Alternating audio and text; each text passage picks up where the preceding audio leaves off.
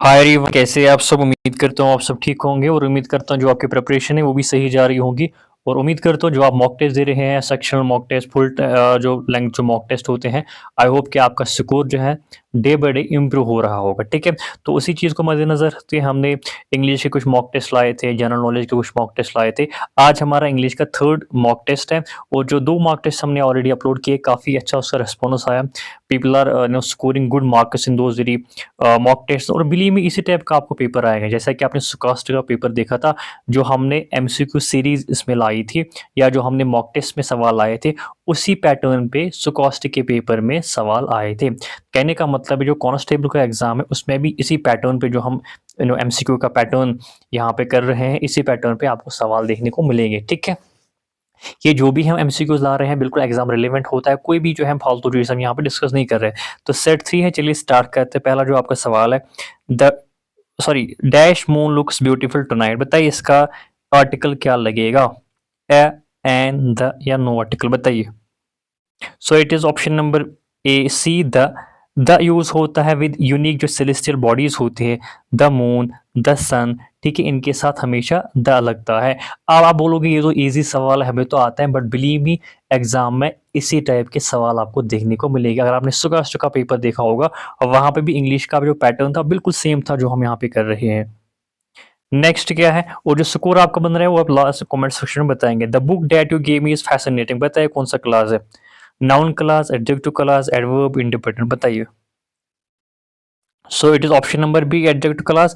मैंने आपको बोला था एडजेक्टिव क्लास को कैसे आप पहचानते हैं, डैट से, विच से या हु से। तो यहाँ पे क्या था, एडजेक्टिव क्लास का मतलब होता है जो नाउन को मॉडिफाई करेगा। It describes a noun book making it an adjective class. जो द बुक है ये क्या है, नाउन है, नाउन को जो मॉडिफाई करता है उसको हम क्या बोलते हैं, एडजेक्टिव बोलते हैं। तो दैट इज द रीजन यहाँ पे क्या है, adjective class that you gave me. The book that you gave me is fascinating, जो बुक आपने मुझे दी वो काफी इंटरेस्टिंग थी, काफी फैसिनेटिंग थी। ठीक है, next, each of the student must submit dash assignment by Friday, बताइए कौन सा इसमें प्रोनाउन लगेगा। ईच यहाँ पे है तो आपको पता होना चाहिए ईच के साथ क्या लगता है। So it is option number B, his या her. Each is singular, so the singular pronoun his और हर इज अप्रोप्रिएट। भले आप बोलोगे यहाँ पे तो स्टूडेंट है, इसके साथ तो प्लूरल लगना चाहिए, each of the student must submit there, but यहाँ पे आपको ये ख्याल रखना है, ईच, एवरी, नीदर, ईदर के साथ सिंगुलर प्रोनाउन लगता है, या हिज लगेगा या हर लगेगा। अब बहुत सारा इसमें कंफ्यूजन है कि कभी कभार क्या होता है सिर्फ हिज ही लगता है, मेल के साथ भी और फीमेल के साथ भी, जब जेंडर अननोन होता है।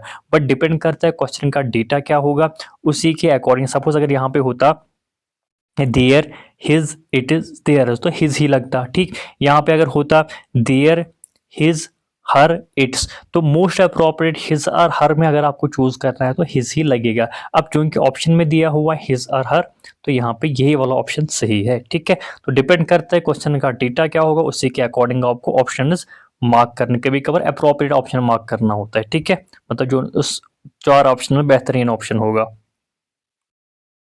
नेक्स्ट क्या है, the soldier received a dash for his bravery, medal, medal, metal, metal, बताया। ये एक्चुअली होमोनो जो क्या बोलते हैं होमोनियम का सवाल है, क्या लगेगा। So it is option number A, medal. Medal का मतलब होता है अवार्ड, वेल अदर ऑप्शन जो है बिल्कुल अनरिलेटेड है, कोई कॉन्टेक्स्ट नहीं है। The soldier received a medal for his bravery, जो सोल्जर था उसको एक मेडल मिला था, जो अवार्ड होता है उसकी बहादुरी के लिए। ठीक है, by next year she dash in the city for a decade, बताइए क्या लगे, विल हैव लिव्ड, लिव्स या लिव्ड। ये टेंस का सवाल है, बताइए। टेंस का सवाल बहुत लोगों को कंफ्यूजन होता है, विल हैव लिव्ड हो रखा है। ठीक है, द फ्यूचर, ये फ्यूचर परफेक्ट टेंस होता है जहां पे will have plus third form of verb लगता है। ठीक है, या will has plus third form of verb, नहीं नहीं इसमें हैज नहीं लगता, will have plus third form of verb लगता है, will have plus lived. It is used to indicate an action completed before a certain future time. देखो, present perfect का मतलब होता है कोई एक्शन जो अभी भी कंप्लीट हुई है। पास्ट परफेक्ट परफेक्ट का मतलब क्या है, जब पास्ट में कोई एक्शन कंप्लीट हुई है किसी और एक्शन से पहले। ठीक, अब फ्यूचर परफेक्ट का मतलब क्या है, जब फ्यूचर में कोई एक्शन कंप्लीट हुई है किसी और एक्शन से पहले। ठीक, परफेक्ट का मतलब ही है कि किसी एक्शन से पहले कोई एक्शन कंप्लीट हुई, जैसे कि यहाँ पे by next year she will have lived in this city for a decade, मतलब जब नेक्स्ट ईयर आएगा उस तक, मतलब उससे पहले वो यहाँ सिटी में उसको 10 साल हुए हुए होंगे, 10 साल से वो यहाँ पे रह रही होंगी। तो कहने का मतलब ये जो एक्शन है फ्यूचर में कंप्लीट होगी, एक स्पेसिफिक टाइम है, क्या है, नेक्स्ट ईयर, तो इससे पहले ही वो उनको 10 साल हुए होंगे, तो ये पास्ट फ्यूचर परफेक्ट में आएगा, ठीक है, जिसके साथ विल है प्लस थर्ड फॉर्म आप लगता है। Identify the sentence with correct punctuation, बताइए जी किसमें इसमें करेक्ट पंक्चुएशन है, बताइए। ये वाले सवाल थोड़ा बहुत हम कह सकते हैं डिफिकल्ट, क्योंकि थोड़ा बहुत पहचानना इसमें मुश्किल होता है। देखो इसमें ऑप्शन नंबर सी है। अब क्यों ऑप्शन नंबर सी? देखो where he asked is the library बिल्कुल गलत है, क्योंकि वायर एक अलग, एक जो इसका मतलब क्या, where he asked is the library वो बोलता है कि कहाँ पे लाइब्रेरी है, तो वायर वो अलग बोलता है और इज द लाइब्रेरी उसी ने बोला है अलग, एक क्लास हम मानेंगे, ठीक है। तो वायर भी दोनों कोटेशन मार्क्स में होगा और इज द लाइब्रेरी भी दोनों कोटेशन मार्क्स में होगी, ठीक। यहाँ तक क्लियर है? हाँ जी क्लियर है। अब वायर के बाद भी कामा लगना चाहिए, ही आस्कर के बाद भी कामा लगना चाहिए, क्योंकि ये अलग अलग क्लास होता है। पहले तो ऑप्शन डी को आप एलिमिनेट करेंगे। अब ऑप्शन नंबर ए जो है इसमें भी आस्कर के बाद कोई कामा नहीं है, इसको भी आप एलिमिनेट करेंगे, ठीक है। उसके बाद ऑप्शन बी और सी देखेंगे। अब बी सी में क्या फर्क है बताइए। बी सी में ये फर्क है कि जो वायर है, बी में बी वायर के बाद भी कामा आना चाहिए, क्योंकि ये भी एक अलग क्लास है, तो ये भी गलत होगा क्योंकि वायर के बाद कामा नहीं है। So option number C will be the right answer, ठीक है। तो इन चीजों को आपको समझना होता है। Select the antonym of meticulous. Meticulous का एंटीनिम बताना है, इसका opposite. Careful, careless, thorough, precise, बताइए। पहले आपको पता होना चाहिए मेटिकुलस का मतलब है, तब जाके इसका एंटीनिम बोल सकती है। देखो मेटिकुलस का मतलब होता है very careful, so it is opposite will be careless, ठीक है। कहने का मतलब है मेटिकुलस का मतलब होता है, हम नहीं बोलते कि मेटिकुलसली आपको काम करना चाहिए, मतलब बिल्कुल केयरफुली, बिल्कुल ध्यान से आपको काम करना चाहिए, ठीक है। तो ये इसका मतलब होता है केयरफुल, इसका अपोजिट अब क्या होगा, careless. So it is opposite is careless, ठीक है। नेक्स्ट क्या है, डॉग एनोलॉजी का सवाल है। डॉग अगर कैनल के साथ रिलेट है, बर्ड किसके साथ रिलेट होगा, नेस्ट, केज, ट्री, स्के, बताइए। So it will be option number A, nest. अब डॉग और कैनल में क्या रिलेशन है, डॉग जहां पे रह रहा है उसको हम कैनल बोलते हैं, ये इसका हैबिटेंट होता है या इसका घर होता है। अब जो बर्ड होता है वो कहाँ पे रह रहा है, नेस्ट पे रह रहा है, इसको हम घोंसला बोलते हैं, ठीक है जी। तो ये एनोलॉजी का सवाल था, आपको इस पे ध्यान रखना चाहिए। What does the idiom call it a day mean? Call it a day mean का मतलब क्या है, to end work for the day, to delay a task, to finalise the agreement, to cancel a plan, बताइए क्या हुआ इसका जवाब। So it be to end work for the day. Call it a day का मतलब होता है to stop working on something typically after completing a task. जब आप दिन भर कोई काम कर रहे होते हैं, फिर आप क्या करते हैं, लेटस, फिर आप क्या बोलेंगे, let us call it a day, मतलब कि let us and this work, मतलब आज दिन के लिए इतना ही करते हैं, उसी को हम बोलते हैं कॉल इट अ डे, ठीक है। Next, she is proficient dash dash three languages. With आएगा, इन आएगा, एट आएगा, बाय आएगा, बताइए। She is proficient in three language, she is proficient in three languages. Proficient जो है इसके बाद हमेशा जो है इन ही लगता है। Interested in, he is interested in science, he is interested in mathematics, he is proficient in science, he is proficient in three languages. और एट किसके साथ लगता है, गुड के साथ लगता है, गुड के साथ हमेशा एट लगता है। और इंटरेस्टेड होगा या प्रोफिशिएंट होगा, इसके साथ इन लगता है, ठीक है, इसके बाद इन आता है, ठीक है। ये भी आपको पता होना चाहिए। नेक्स्ट, डैश एंडीज और the longest continental mountain range in the world. The या नो आर्टिकल, बताइए क्या लगेगा इसके साथ, कौन सा आर्टिकल लगेगा। So it be option number C, the जो यूज होता है, पिछले आई थिंक वीडियो में हमने बोला था कि जो स्पेसिफिक माउंटेन रेंजेस होते हैं, द हिमालयाज, द एंडीज, इनके साथ हमेशा द ही लगता है, क्योंकि इसकी यूनिकनेस ये बताता है, द एंडीज और the longest continental mountain range in the world. इसी तरह जो सेलेस्टियल बॉडीज है, मून है, आपका सन है, उनके साथ भी द ही लगेगा। Next, identify the type of class, if he works hard he will succeed. अगर वो मेहनत करेगा तो वो कामयाब होगा, बताए कौन सा क्लास है, ये भी हमने पढ़ा था। So it will be adverb class, it will be adverb class. The class if he works hard ये कंडीशन प्रोवाइड करता है for the main action, main action क्या है, he will succeed, and function is as an adverb modifying will succeed. अब ये will succeed क्या है, मतलब वर्ब है, वर्ब को जो मॉडिफाई करता है उसको हम क्या बोलते हैं, एडवर्ब बोलते हैं, तो it will be adverb class.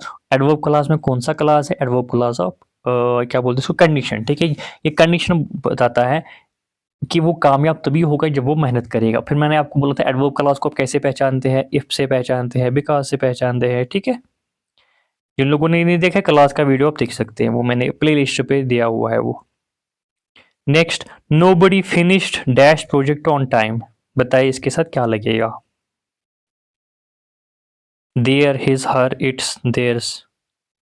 So it will be option number B, his और हर। अभी हम इसका डिस्कस कर रहे थे, जो नोबडी है ये सिंगुलर है, तो इसके साथ सिंगुलर पॉजेसिव प्रोनाउन ही लगेगा, हिज और, टू मेंटेन ग्रामेटिकल एग्रीमेंट। ठीक है, nobody, somebody, everybody, either, neither. ठीक है, तो इनके साथ हमेशा सिंगुलर ही लगता है। भले ही यहाँ पे जैसे कि स्टूडेंट्स होगा, boy, each of the boys, each of the students होगा, या एवरीवन मस्ट ब्रिंग, वो हमने पढ़ा था ना, एवरीवन मस्ट ब्रिंग हिज और her lunch to the school. कहने का मतलब है इनके साथ हमेशा सिंगुलर प्रोनाउन ही लगता है।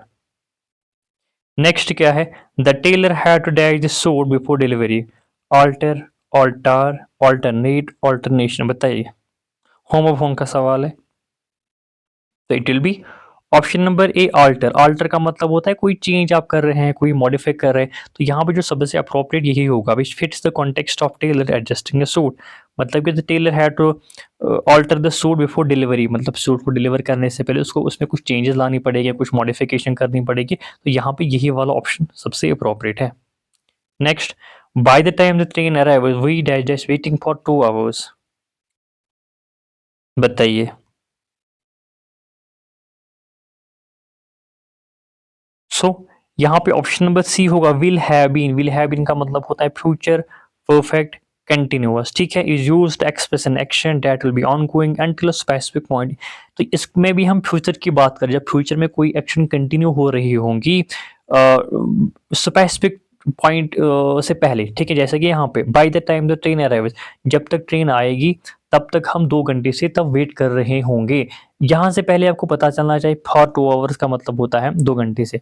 फॉर सिंस कब लगता है, या वेटिंग से आपको पता लगना चाहिए कि यहाँ पे कुछ परफेक्ट कंटिन्यूअस होगा, या तो प्रेजेंट परफेक्ट कंटिन्यूअस होगा, या पास्ट परफेक्ट कंटिन्यूअस होगा, या फ्यूचर परफेक्ट कंटिन्यूअस होगा। अब चूंकि ये पास्ट फ्यूचर की बात कर रहे हैं, bye the time the train arrive, जब तक ट्रेन आएंगी, तो ये फ्यूचर की बात कर रहा है, तो ये फ्यूचर परफेक्ट कंटिन्यूअस होगा। अब विल बी क्या होगा? विल बी ये फ्यूचर कंटिन्यूअस के साथ आता है। हैव बीन ये किसके साथ आता है? फ्यूचर परफेक्ट के साथ, आई हैव बीन वर्कड। ठीक, will had been past perfect के साथ आता है। ठीक, हैड बीन ये पास्ट परफेक्ट कंटिन्यूअस के साथ आता है। ठीक है जी, तो the right most appropriate answer भी अप्रोप्रिएट नहीं, सही जवाब इसका होगा option number C, will have been, जो कि future perfect continuous. Future perfect continuous में वो एक्शंस आती हैं जो फ्यूचर में कंटिन्यू होंगी, ऑनगोइंग होगी किसी और एक्शन से पहले, एज सिंपल एज दैट। जिन लोगों ने टेनिस का नहीं पता, वो जाके टेनिस का मैंने वीडियो अपलोड किया है, जाके देख सकते हैं। Select the synonym of pernicious, या पर्निशियस का सिनोनिम बताइए, क्या सिनोनिम का मतलब होगा जिसका सेम मतलब होगा? बताइए जी क्या होगा? Harmless, deadly, beneficial, superficial. So it will be option number B, deadly. Pernicious या पर्निशियस का मतलब होता है कॉजिंग ग्रेट हार्म, जिसे बहुत नुकसान हुआ होगा, बहुत डैमेज हुआ होगा, उसको हम बोलते हैं pernicious. Often certainly and is synonymous with deadly. Deadly का मतलब ही वही होता है, हार्मफुल। ठीक है, बुक एनालॉजी का सवाल है, अगर बुक ऑथर के साथ रिलेट है, पेंटिंग किसके साथ रिलेट होगी? बताइए। So it will be option number B, as simple as that. Author क्या करता है? बुक को क्रिएट करता है या बुक को लिखता है। सिमिलरली जो पेंटर है वो क्या करता है? पेंटिंग को क्रिएट करता है। इसमें कोई उतना सोचने वाली बात नहीं है। What does the idiom on cloud nine mean? Extremely happy, confused, overburdened, content. बताइए, ऑन क्लाउड नाइन का मतलब क्या है? ऑन क्लाउड नाइन का मतलब है एक्सट्रीमली हैप्पी, जब आप बहुत खुश हो रहे होंगे तब आप यूज करेंगे I am on cloud nine. The idiom cloud nine means to feel euphoric और ब्लिसफुली हैप्पी, जब आप बहुत खुश हो रहे होंगे तो क्लाउड नाइन का वही मतलब है, एक्सट्रीमली हैप्पी। नेक्स्ट क्या है? He agree dash the proposal after much discussion, उसने उस प्रपोजल को के साथ एग्री किया बहुत डिस्कशन के बाद। बताइए, it will be option number two, option number C too. यहाँ पे भी आप ध्यान रखिए, जो वर्ब होता है एग्री, ये फॉलो होता है to say when referring to accepting a proposal. जब भी आप कोई प्रपोजल एक्सेप्ट कर रहे हैं, कोई आइडिया को के साथ आप एग्री कर रहे हैं, तब आप एग्री के साथ हमेशा टू का यूज़ करेंगे। He agree to the proposal, he agree to the idea, he agreed to his idea. ठीक है, तो एग्री के साथ हमेशा टू लगता है। जब भी किसी प्रपोजल की बात हो रही है, किसी आइडिया के साथ एग्री कर रहे हैं, तब आप एग्री के साथ क्या लगाएंगे? टू लगाएंगे। Identify the sentence with correct punctuation. बताइए जिसमें जो सेंटेंस है किसकी करेक्ट पंक्चुएशन है। ये जो हमने पहले सवाल किया तो उसी के बेस पे ये है। बताइए क्या होगा इसका। ऑप्शन नंबर बी इसका सही जवाब है। पहली बात तो ये कि लेटस के बाद कॉमा आना चाहिए। सी में कोई कॉमा है नहीं, तो सी आपको आप एलिमिनेट करेंगे। ठीक है, इसमें भी ऑप्शन नंबर डी में भी कोई लेटस के बाद कोई कॉमा नहीं है। इसका मतलब कि let's she said begin the meeting. चलो मीटिंग को स्टार्ट करते हैं। क्योंकि लेटस एक अलग एक क्लास है। ठीक है, ये कोटेशन मार्क्स में होगा। जब भी कोई स्पीकर उसकी हम डायरेक्ट बात करते हैं, वो बात हम कोटेशन मार्क्स में रखते हैं। जैसा कि आप नरेशन में पढ़ते हैं, डायरेक्ट नरेशन, इनडायरेक्ट नरेशन। जो डायरेक्ट नरेशन होता है हम क्या करते हैं? ही सेड, फिर कामा लगाते हैं, फिर कोटेशन मार्क्स में उस स्पीकर की डायरेक्ट वो बात रखते हैं। तो यहाँ पे भी वही कंसेप्ट है। ठीक, अब ए और बी की हम बात करेंगे। ए और बी में क्या आएगा बताइए। ही सेड के बाद भी कामा आना चाहिए, जो कि ए में नहीं है। तो सिर्फ ऑप्शन नंबर बी में लेटस के बाद भी कामा है, फिर कोटेशन मार्क्स में है। ही सेड के बाद भी कामा है, फिर बिगिन द मीटिंग भी एक अलग क्लास है, उसकी बात है, तो इसको भी हम कोटेशन मार्क्स में रखेंगे। तो option number B will be the right answer. ठीक है जी। She saw dash an honest man helping a child. काफी बार ये जो सवाल है बहुत रिपीट हो रहा है, हर किसी एग्जाम में ही पूछा जा चुका है। बताइए, इसमें कुछ उतना सोचना नहीं था। Option number B she sign honest. Honest के साथ हमेशा एन लगता है, क्यों? क्योंकि एच जो है साइलेंट रहता है, इसमें वॉवल साउंड है, तो honest beginning with silent H and vowel sound, so an is correct. ठीक है, identify the class type. Because he missed the bus he arrival late to school. क्योंकि उसने जो बस है वो मिस करी थी, इसीलिए वो स्कूल लेट पहुंचा। बताइए कौन सा क्लास है इसमें। इसमें भी एडवर्ब क्लास है। मैंने आपको बोला था बिकॉज से आप एडवर्ब क्लास का पता लगाएंगे। Adverb class because he missed the बस, ये मॉडिफाई करता है वर्ब को, अराइव्ड को। ठीक है, अराइव्ड क्या है? वर्ब है। इसको जो मॉडिफाई करेंगे उसको हम क्या बोलेंगे? एडवर्ब बोलेंगे। By explaining the reason. तो यहाँ पे क्या है? बिकॉज क्या आपको पता चलता है? रीजन पता चलता है। Adverb class of reason, making it an adverb class. ठीक है जी, ये हमने पढ़ा था। Select the correct word to complete the sentence. The musician was asked to play a dash note. ये आपका वो होमोफोन का सवाल है। बेस, बास, बेसिस, बेस्ट। बताइए। So it is option number B, bass. Bass का मतलब होता है लो म्यूजिकल ट्यून, जो कि आपकी म्यूजिशियन के साथ रिलेटेड है। Fitting the context of the sentence, context of the sentence. The musician was asked to play a bass note. ठीक है जी। Next, they dash dash the movie before we reach the theatre. हमने बहुत बार discuss किया है ये वाला जो है टेंस। बताइए क्या होगा इसका। It will be option number A, had finish. Had finish का मतलब होता है पास्ट परफेक्ट टेंस। ये वो एक्शन को इंडिकेट करता है जो पास्ट में कंप्लीट हमने की होगी बिफोर अनदर पास्ट एक्शन। मैंने आपको बोला था फिर कैसे आप इसको पहचानेंगे। एक तो बिफोर से आप इसको पहचानेंगे। Before we reach the theatre, they had finish the movie before we reach the theatre. उन्होंने मूवी फिनिश करी थी, मतलब देखना उन्होंने फिनिश करी थी जब हम थिएटर में पहुंचे थे। तो थिएटर में पहुंचना आप बाद में पहुंचे थे, उससे पहले वो एक्शन कंप्लीट हुई होगी, तो उसको हम बोलते हैं पास्ट परफेक्ट। ये वाला बताइए, ये वाला किस टेंस में है? ये वाला पास्ट सिंपल टेंस में है। वी रीच्ड का मतलब क्या है?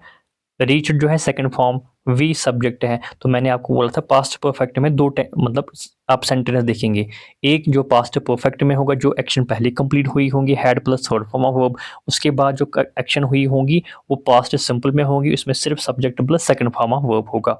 ये जो है काफी इंपॉर्टेंट है, ये वाला सेंटेंस। ठीक है, बहुत बार पूछा जा चुका है। आई थिंक सुकास्टिक पेपर में भी शायद था ये। Select the antonym of obstinate. Obstinate का आपको अपोजिट बोलना है। Stubborn, flexible, determined, tenacious. बताइए। So it will be option number B, flexible.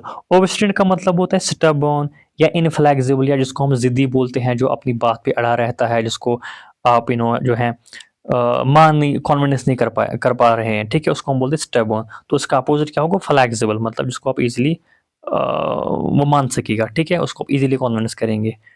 So so these are the 25 question. आपका स्कोर क्या बन रहा है इसमें, वो आप नीचे कमेंट सेक्शन में बताएंगे। If you are scoring around 22, 23, that is a good score. Brilliant score, if you are scoring around 20 तो you need to improve it 1 to 2 marks आप इम्प्रूव करेंगे।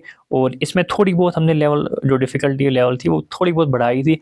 अब आने वाले जो ये 2-4 दिन हैं इसमें हम डायरेक्ट बहुत सारे मॉक टेस्ट लाएँगे, स्पेशली इंग्लिश पे, जिसमें हम डिफ़िकल्टी लेवल जो है बढ़ाएँगे, अब एडवांस लेवल के हम सवाल आएँगे। कहने का मतलब जो भी हमने एमसीक्यू सेशन करे थे 10 टॉपिक्स पे, जो टॉप एमसीक्यूज़ किए थे और जो मॉक टेस्ट लाए थे, इसी में से पेपर आपका होगा, इससे बाहर नहीं होगे, मैं गारंटी देता हूँ, क्योंकि यही सब कुछ है, इससे बाहर कुछ है ही नहीं। जैसा कि सुकास्ट पेपर पे आपने देखा, यही था, मतलब जो हमने पढ़ा था यही था उसमें भी।